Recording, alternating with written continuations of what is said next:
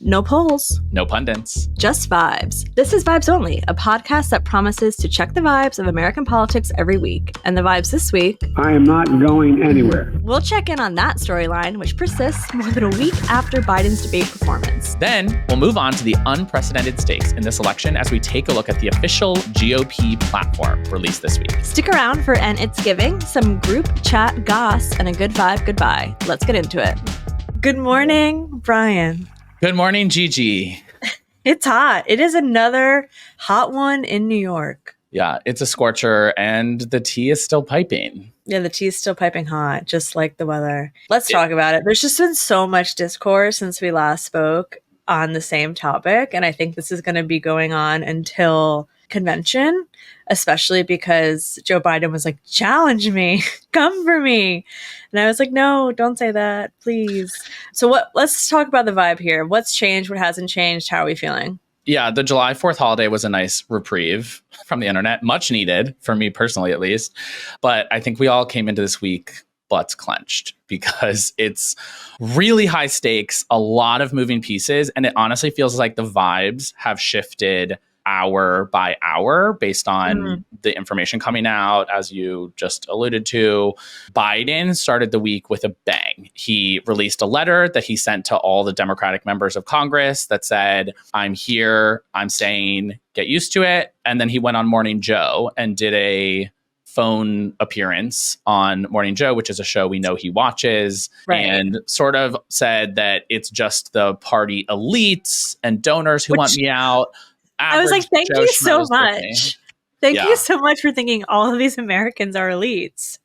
But okay, I digress. Sorry, continue. I'm happy to be to be grouped in. He's definitely talking about me. Yeah, I think that the Biden campaign is honest. It sees their best path forward as a very aggressive position of sort of daring people to come out against him publicly and making it harder, especially for congressional Democrats who have started, there's around a dozen or so, who have started coming out in favor of him stepping aside, making it a harder political decision for them by applying pressure for them to fall in line. And so we kind of have a crescendo right now where, yes, in the donor space, but also in terms of polling and just the vibes that I'm hearing from people, there is this increasing desire with the convention looming for him to get behind somebody else. And then at the same time, they're increasing the pressure of saying, I'm not going anywhere. One of these two things has got to give. I know. And I will, just before we get into it a little bit further, you and I, we always say, and we have said, and we'll continue to say, no matter what, we are going to do everything in our power to get Joe Biden reelected if he remains the candidate. Period. If he's our guy, he's our guy. We will do the damn thing. Period. But I'm going to go through some of the electeds who have come out over the last week with their concerns. Adam Schiff said that the performance rightfully raised questions about Biden's ability to campaign. Mark Warner, a senator, was calling on Democratic senators to convene this week to talk about President Biden's candidacy. John Tester. I love John Tester. I used to work for the state of Montana. Great guy. He also went on the record and said that President Biden has got to prove himself to the American people. Yeah. So people are coming out, and it's more and more. And I have to think that there's more behind the scenes that are agreeing with these electeds who have come out publicly. So we'll see. Every day is a new day. A lot of people are alluding to that. Ro Khanna, who's a congressman from California, just did an interview, and he is saying, like, yep, I'm kind of hearing different things from some members of Congress behind the scenes versus what they're saying publicly. I can personally attest, and we've talked about this, that it's the same in like the political operative world and some of the campaign staff, even in sort of Biden's atmosphere. And then there's like the donor question of it all, which is another really important Let's talk about that factor in the race. I was actually just on Pivot with Kara Swisher and Scott Galloway specifically to talk about how donors are reacting to this current debacle that we find ourselves in. So dish. Yeah, there's a lot to dish on. It's easiest to report about the really big donors because they get their quotes in the press. The press like really feeds on rumors about donors who write 7-figure checks. And so I do think that there's the most information and it's the easiest to create a narrative around how really ultra high dollar donors are reacting. But I genuinely see a similar pattern across giving capacity. So like even lower dollar donors, grassroots donors, I think are also weighing their options for how do we ensure that our democracy endures and we have the strongest possible chance to keep Trump out of the White House. A few of the noteworthy donors that have come out publicly as supporting an alternative path forward would be Ari Emanuel, who is the CEO of Endeavor, Netflix co-founder Reed Hastings, IAC chairman Barry Diller, who's married to DVF. And all of them have given millions of dollars to Democratic causes, and all are now saying that they're either pushing Biden to step aside or they're going to withhold further contributions until he does so.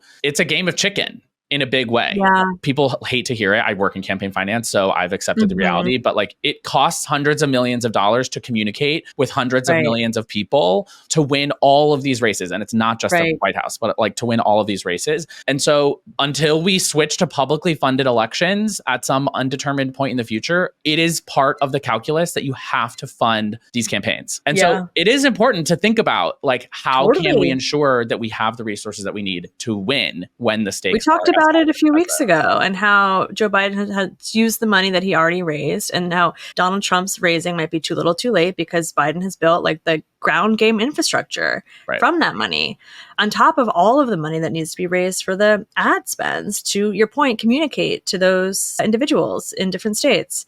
Yeah, I feel like the big themes that I'm seeing online are, one, around logistics of like, is there enough time? How can it work? Like, can you get somebody else in? Can they use the money? All of those types of things. The second is around the primary process of like, is this disenfranchising Democratic primary voters who voted for Biden by switching sort of at the last minute? And then the third one is around maybe ageism, which I find potentially the most frustrating. But Maxine Waters had a clip go very viral. I saw. We're now at a point in time where people are talking about Biden is too old. Hell, I'm older than Biden.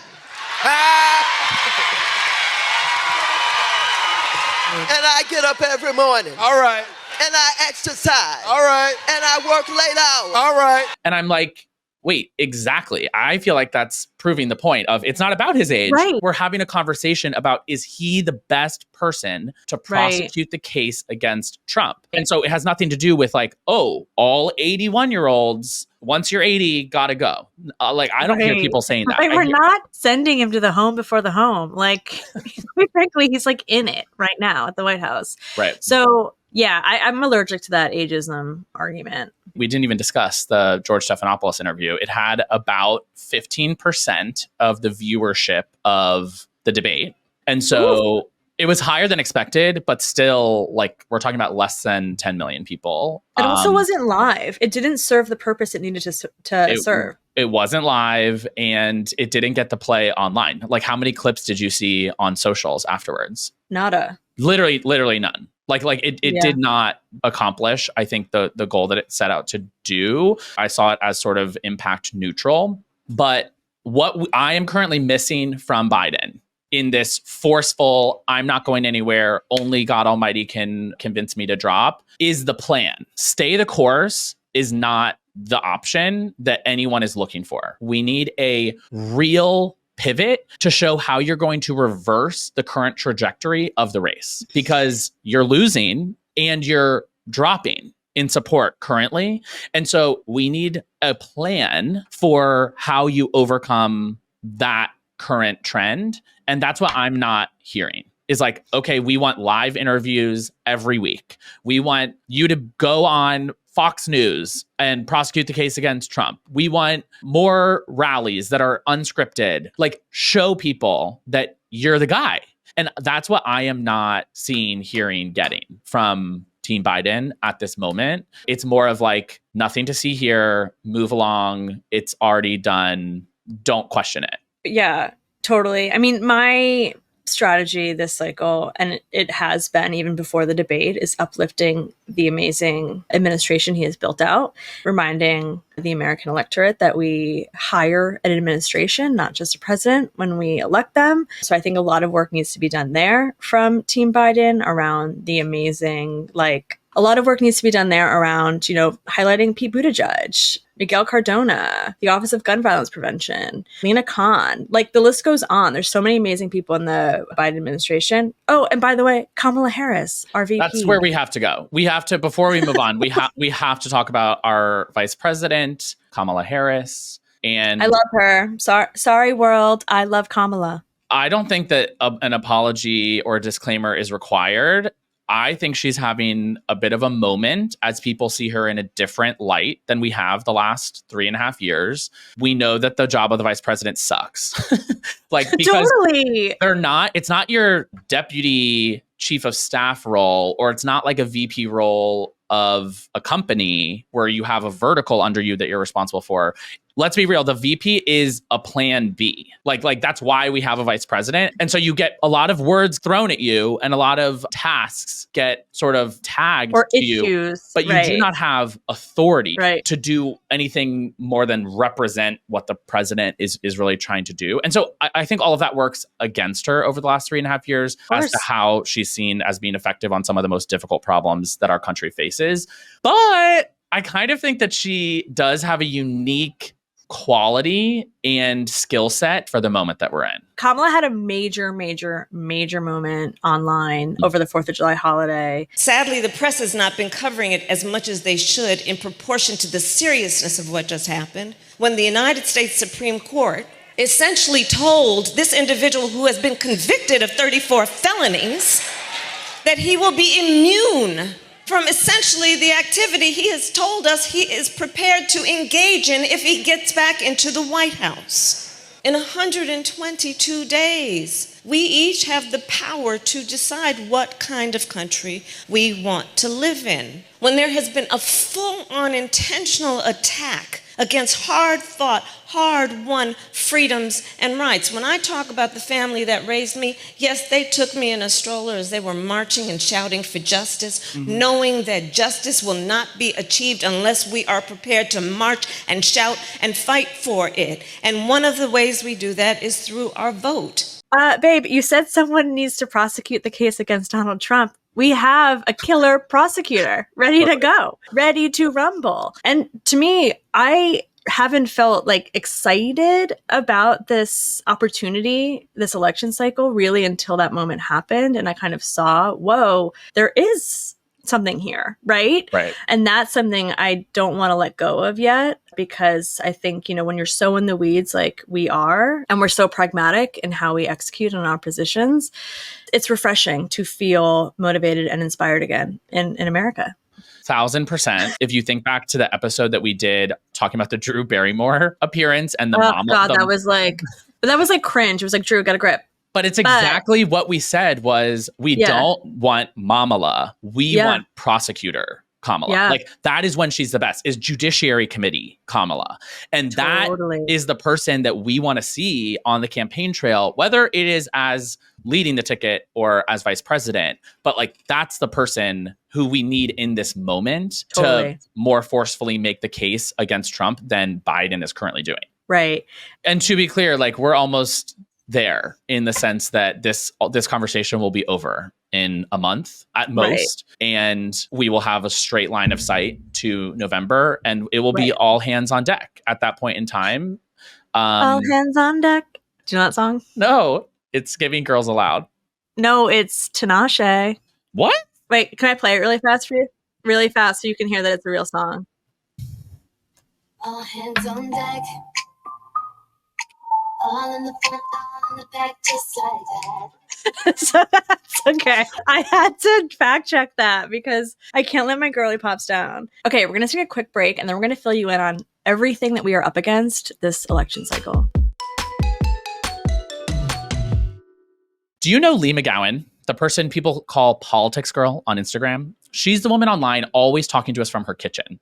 I absolutely love her videos. And she's the host of the Politics Girl podcast, which is amazing. Every week, Lee deep dives into the issues affecting America and its people. It's not the news, it's the big picture, what it means and why you should care. Lee breaks down complicated topics conversationally so you can understand what's going on and be able to speak to it. There's no fancy talk, no big words, and she gets the best guests. Ultimately, the goal is for you to leave the podcast feeling smarter than when you came in. Honestly, this is the stuff that matters. New episodes drop every Tuesday. Listen to the Politics Girl podcast on Spotify, Apple Podcasts, YouTube, or wherever you get your pods. I know your time is limited, but if you spend it with Lee, she'll make sure it's worth it. The RNC, did you see they announced their like thematic whole of the convention? Tell me. Okay, so it's by day. Monday, make America wealthy once again. Tuesday, make America safe once again. Wednesday, make America strong once again. Thursday, make America great once again. Wait, what is this once again? Since No when is idea. it once again instead of just again? Well, I think because they're alluding to it was all of those things when Donald Trump was the president. It kind of sounds like whimsical. So what's the new, it's not MAGA anymore. It's MAGA. Make America great once again. MAGA. Magawa. MAGA. Okay. It's so funny. Make America wealthy once again. Trump like added $7 trillion to the national deficit. Well, I feel like that is saying the quiet part out loud because they're talking about making a very specific group of people wealthy. He's promising trillions of dollars in giveaways to billionaires and oil execs. Like that's who the money is flowing to. So that's an interesting choice to call attention to his tax policy, which is extremely unpopular. Right. They also announced their platform, and it truly just reflects MAGA and Donald Trump. I'm going to go through some of the other RNC platform proposals. Scare me. Yeah. And they're not just scare tactics. Like they have what it takes to actually make this law of the land if Donald Trump gets elected. So it calls for the largest deportation in American history. This is, in line with everything Donald Trump is saying against like the migrant. Remember the Muslim ban?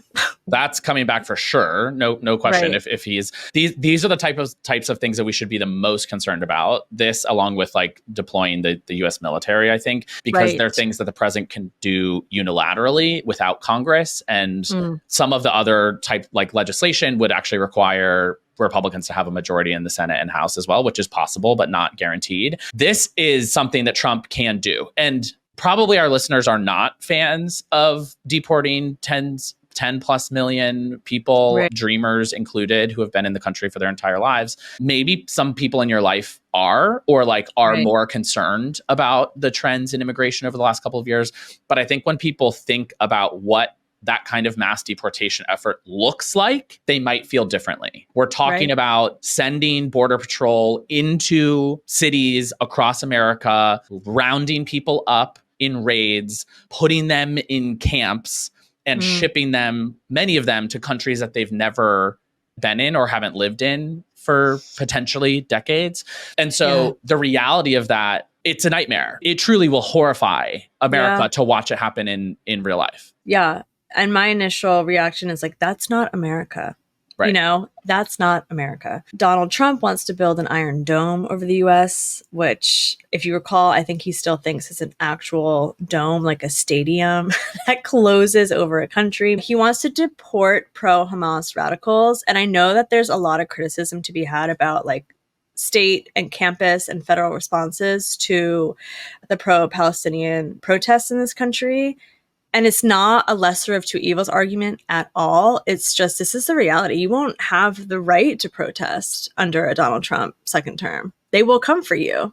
Yeah, that sort of ties into Trump has explicitly promised to deploy the US military domestically to quell protests, as well as to enforce what they see as the law in cities like New York and Chicago and Seattle and San Francisco, which I can just imagine means like rounding up homeless people suffering from addiction and putting them in prison. I'm not really sure what would even happen, but it is very reminiscent of Kent State. To me, that's what is sort of pushing toward, and it could be a worst case scenario for grassroots movements, whether it's about Israel and Palestine or another issue, to have that very chilling effect of deploying the U.S. military to college campuses. They want to cancel Biden's electric vehicle initiatives, which provide thousands of dollars of tax credits to those who are buying electric vehicles, which is like, okay, we already knew you didn't care about the environment,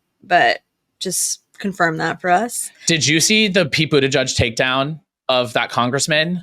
Recognizing that attempts to bribe the industry and the public into EV adoption have literally failed at this point, is there some point where you will stop, where the administration will stop, where the federal government will stop this requirement and let the market decide as opposed to this central planning model and this dictatorial policy? Well, thank you. Given time is limited, I will confine myself to addressing the factually incorrect portions of what you have said. There is no mandate. You can purchase a gas car if you want to pay gas prices at the pump, but if you don't, you can purchase an EV. Ooh. Yeah, it's great. And just again, when we elect or hire a president, we are electing and hiring this administration also, including Mayor Pete. I'm a big Mayor Pete fan. Everyone should follow him on social media. He has a really effective social media account. They want to cut funding for woke public schools. And I'm dying to know, what is the criteria by which you decide a public school is woke? No, not? all of them. They want to eliminate the Department of Education. Oh, okay. So goodbye, education. It's all of them. They're literally trying to gut all public school funding. Cool. I have to mention, and in Oklahoma, there's ongoing litigation right now where they're trying to set up the first religious public school, explicitly Christian public school. Well, okay, so in Louisiana, they now, by law, have to have the 10 Commandments displayed in every classroom. And then in Oklahoma, they are trying to get like the Bible as a historical document. They want to block trans women from competing in sports. It's like a red herring kind of argument that they have found can boost their base and like rile people up, but is not a real issue and is not something that, especially in grade level sports, there's like a handful of trans women competing in sports in each state. Like it's just not something that has historically been a real issue on the ground for parents in schools. Is like, it's just a political cudgel. Totally. This one is truly LOL. They want to force patriotism on college campuses. Like, what? My issue with this is like Republicans and conservatives don't get to define patriotism. Totally. So don't force feed me your perverted patriotism that is actually just like MAGA alt-right Christianity. It's not the same. Yeah, I don't even know what that looks like. Exactly. Who's going to be like, who's going to be the Goebbels or whatever of, literally, it's like Nazi adjacent that they're going to have like a propaganda minister on patriotism on college campuses. Right. It's going to be those little white boys in their masks that march and around. They're, like, tiki torches. Yeah, exactly. Exactly. So lame. And this is, they continuously want to disenfranchise Americans. They want to move elections to paper ballots with same-day voting, and you have to have proof of citizenship in order to vote, which is just a disenfranchisement 101 tactic. Paper ballots and hand counting votes are less accurate than the technology that we have developed to do that. There are many studies that show that. That's literally why we have it. And then you also, it's laughable that the same people who are now demanding that, I don't know, potentially 5, 10, 50 million votes get tabulated by hand are the same people who demand results on election night, or else it's sketchy and seen as fraudulent in some way that they're counting votes for days. And so which do you want? Do you want the results quickly, or do you want accurate results? Because you cannot have 5 million votes counted by hand in 3 hours on election night and have your announcement by midnight. It doesn't work that way. Yeah. So this is just a portion of their platform. We're not telling you all of these things to scare you. They're not fear tactics if it's reality. So just keep that in mind as we continue to have this dialogue about the 2024 election, that Republicans are not here to play. They are here to instill super conservative values throughout America. We've talked about it before, but elections are choices. And the most effective type of messaging around elections is contrasting between the two choices. And so as you are having conversations with friends about what this election is about, it's helpful to have the information and always deliver it in that format of this is what one side is about and pushing for. This is what the other side is about and pushing for. We cannot wait to bring you the DNC platform as it is finalized. Yes. The other major news that could be dropping literally any moment is Trump's VP pick. Wow. Wow, Mary. Is that from Oh Mary? No, that's from me right now. Oh. Wow, the mentions that Oh Mary is getting on the pod are wild. Yeah, okay. I need a ticket. I want a ticket to Oh Mary. We will continue to push Oh Mary for tickets, dear listeners. Yeah. Okay, so Trump has really narrowed the list, of course, to all men. The top 3 contenders right now are J.D. Vance, senator from Ohio, Marco Rubio, senator from Florida, and Doug Burnham, governor from North Dakota. Who do you think it's going to be and why? And when are we going to hear? Because clock is ticking. I think it's going to be Marco Rubio because Florida.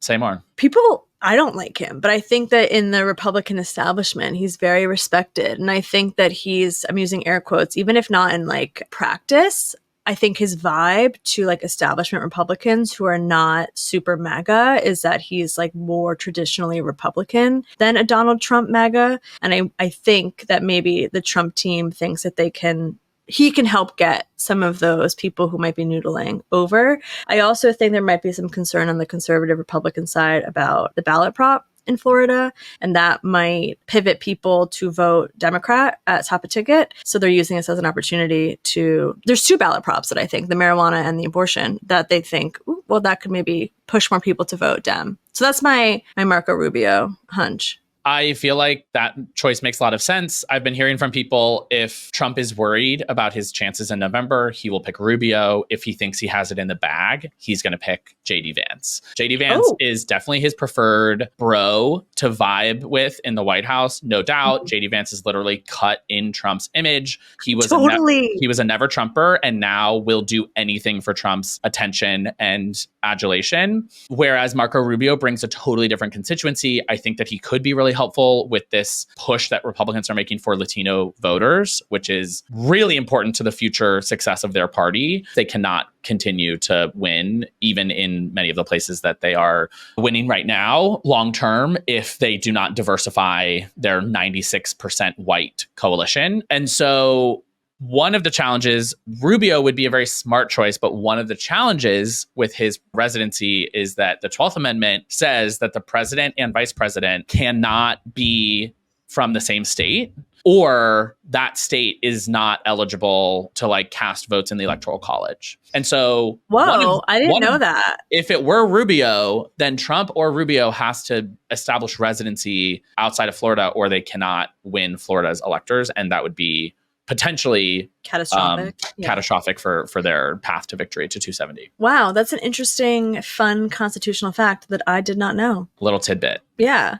So we will see. Trump is speaking at a rally in Florida tonight, Tuesday night, when we're recording this. And potentially we could get a pick tonight, but I think that he might even wait a couple days and do it at the convention for additional views and attention there. Hard to say. Maybe we'll know going into the convention instead. Hi, listeners. We wanted to loop you all in on a podcast from our friends at Girl in the Gov that's focused on humanizing candidates and elected officials through candid convos. Not so shockingly, the podcast is named Girl in the Gov, the podcast, and it's hosted by Sammy Cantor, the blonde, and Maddie Medved, the brunette, who hand the mic to movers and shakers every Wednesday to discuss politics, pop culture, and everything else in between from their POV. It's a little bit Alexis. Kidding. But it is a little bit keeping up with the candidates meets getting to know who elected officials are from their off hours and alongside digestible policy analysis to keep you informed on the latest. Tune into episodes with Rep. Colin Elred, who is looking to boot Ted Cruz from a job, Will Rollins, who's running to flip a seat in Southern California, and almost 250 other episodes anywhere and everywhere you get your podcasts, and watch the show on YouTube. Okay, so it's giving, Brian. We're going to look at something. Project 2025, it's giving. Let's see. We are in the process of the Second American Revolution, which will remain bloodless. if the left allows it to be. What? It's giving, It's giving- is that a threat? It's giving you're gaslighting me. The left never wanted to take up arms. The right does. It's kind of giving Marvel villain. It's kind of giving Civil War coming to a theater near you, summer 2025. Like, I didn't see that movie. No one did. But now they're trying to reenact it IRL. Yeah. I mean, it's giving dun, dun, dun. Yeah. Did you see that Right Stuff guy on TikTok? So he's the guy who started the conservative dating app, The Right Stuff, who's now also become the spokesperson for Project 2025, who also used to be Donald Trump's bag boy in the White House. He did this like face to camera. He does a bunch of them, but where he said that on 4th of July, Americans who don't support the Second Amendment aren't allowed to celebrate it because they wouldn't have fought back against the British. And I'm like, babe, I would have fought back tooth and nail, but a shotgun from 1775 is markedly different than you and your conservative loser group of whatever wanting Larry to have a bump stock. That really chapped my ass. Don't tell me I wouldn't have fought back against the British. And by the way, it's the French who saved us in the end. You would have been great. I'm positive that you would have been awesome. Thank you. I mean, it's giving Project 2025 like press tour. It feels like he's intentionally leaking information about this future. Like, oh, we're going to announce the second Civil War coming to you 2025. Like, that's a crazy thing to be threatening pre-election. And it's not a joke. It's serious. They are 1000% serious. Ron DeSantis has a private army in Florida that he has that is to uphold election results. Like that's part of its purpose. It's like essentially a private militia. It's like they are 1000% serious and they are, I can't even talk about it. It's like freaky deaky. It's like real. And I know we like joke about it and we're like, it's giving loser because they are losers, but it's also like, it's giving they're going to come knock down your door in 6 years if Donald Trump wins. Yeah, it's giving high stakes election. Yes. November, for sure. And we'll be talking more about them and their plans for Project 2025 in probably our next ep because there's a lot for us to dive into there. So tune in. Group chat. Brian, I have exciting news out of New York City. I haven't sent this to anyone yet, but I did see it on the interwebs and it's kind of half comical and half like really good. We're changing our trash protocol in New York. So anyone who's visited New York knows on trash day, especially in the summer, 1, plug your nose. 2, you gotta have fast feet. You gotta be twinkle toes because you are dodging Master Splinter. Like the amount of rats that are running out of these bags is absolutely unhinged to the point where the sanitation commissioner hired a rat czar whose sole job was to begin to eradicate the rat problem in New York City. So Mayor Eric Adams, the king of the nightclub, he did a little presser.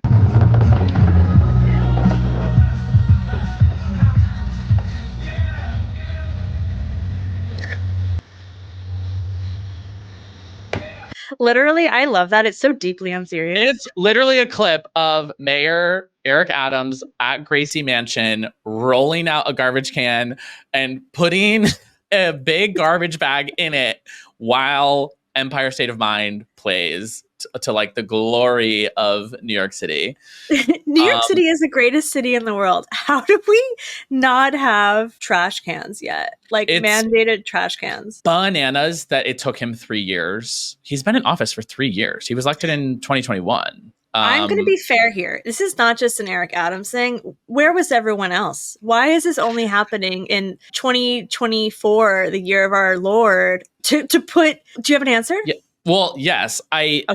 I think that it has been a problem for a long time and people have always complained about trash being left out on the streets in New York instead of having a proper system. But it got way worse during the pandemic. And it was a main issue of the 2021 mayoral race as to how we were going to solve it. And it's something that he ran on. And so the fact that we're getting the solution 2 years later and literally the solution is garbage cans. Like, what were you doing? The same garbage cans that you have like everywhere else, parents' house that you roll out for, county waste to come pick up. Right. It's very a day late and a dollar short, but like, sure, let's see.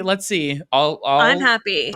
So anyway, that was big news that we're finally going to have trash cans in New York City. Yeah. What else was in your group chat? A lot of Biden content. I've gotten texts from people that I haven't heard from in like years about the Biden stuff. So that's definitely dominated the group chat. I was at our good friend Emily Amick's book launch last night. The pub day is today. Democracy in Retrograde. Buy it at all your bookstores. And then, of course, it was the July 4th holiday. And my other sort of group chat was about the vast differences in reactions to July 4th, particularly if with people who are left of center. I always post something about how patriotic I am and feel and how proud I am to be American. And then I always have lots of friends who post the exact opposite content. And I think that that's part of the beauty of being American and that we're allowed to say those things without fear of someone showing up at your door. But yeah, that caused a lot of conversation in my group chats as well. Two more things that you and I were talking about, because I don't want the Vibes community to forget that Brian and I are footy heads, and there was some really awesome soccer on this weekend that we were texting about in the Euros. And there's a new reality show I want to tell you about that I got hooked on in the last 48 hours. It's on Peacock. It's called, so this is for reality people who just like to have a smooth brain at the end of the day. It's called Love Undercover. And it is like 5 really famous soccer players from Europe come to LA and they date like LA women, but they're undercover. So they have these covers. Because like Americans don't know anything about European soccer. Yeah. But they're like they're like some of the most famous people in the world. Totally. The editing on the show is so funny because they just make the whole thing a joke. And it got me. So if you need to detach from the political reality of America and you want to watch something that's just LOL, Love Undercover, it's on Peacock. I'm cracking up watching it. Oh, I am intrigued. Intrigued. And I normally am not a reality TV person. It's really camp. Survivor doesn't count because that's art. 2 other quick reminders before we go. You can cast a ballot right now. If you go to our show notes and click on the link, you can vote for us for Best Political and News Pod at podcastawards.com. It would mean a lot. Last week was one of our biggest episodes ever. And we continue to grow because you all are supporting, sharing the pod with your friends, and posting about it on social media. I saw so many awesome DMs and tags last week. So please continue to do that. And then one weird thing before we go. Ooh, I love weird. Did you see that Billy McFarland, who just got out of jail for defrauding thousands of people into paying for Fyre Fest, is now working for the Trump campaign? That tracks. That they're all fraudsters. Makes sense. Things that make sense. That makes sense. And he's literally not only scammed people out of money. He put them in a dangerous situation in the Bahamas. He and Trump are cut from the same cloth. Yeah, I was going to say, if you take out Bahamas, you could be talking about either one of them. Totally. He's now working for the Trump campaign, connecting them with rappers. Waka Flocka Flames has come out in support of Trump. I don't know if there's a connection there or not, but like there seems to be some sort of strategy in this rapper community to try to make inroads, I'm guessing with African-American voters. But like, yeah, just in case you needed this timeline to be a little bit more unhinged, now we have the Billy McFarland Trump crossover that absolutely nobody was asking for. I have an idea. Let Billy McFarland plan a fire festival for conservatives and have it be like in an island in the middle of nowhere, and let's just leave them to figure it out. I'm down. Lots of unhinged vibes. Should we send them off with a good vibe? Yeah, this is a holistic good vibe. Every month you hear the jobs report. And I'm like, okay, girl, go off. The June jobs report, 206,000 jobs were created last month. So this is a record 15.7 million jobs that have been created during the Biden administration. And this is the highest share of working age Americans in the workforce in 20 years. So Americans with jobs is a good thing.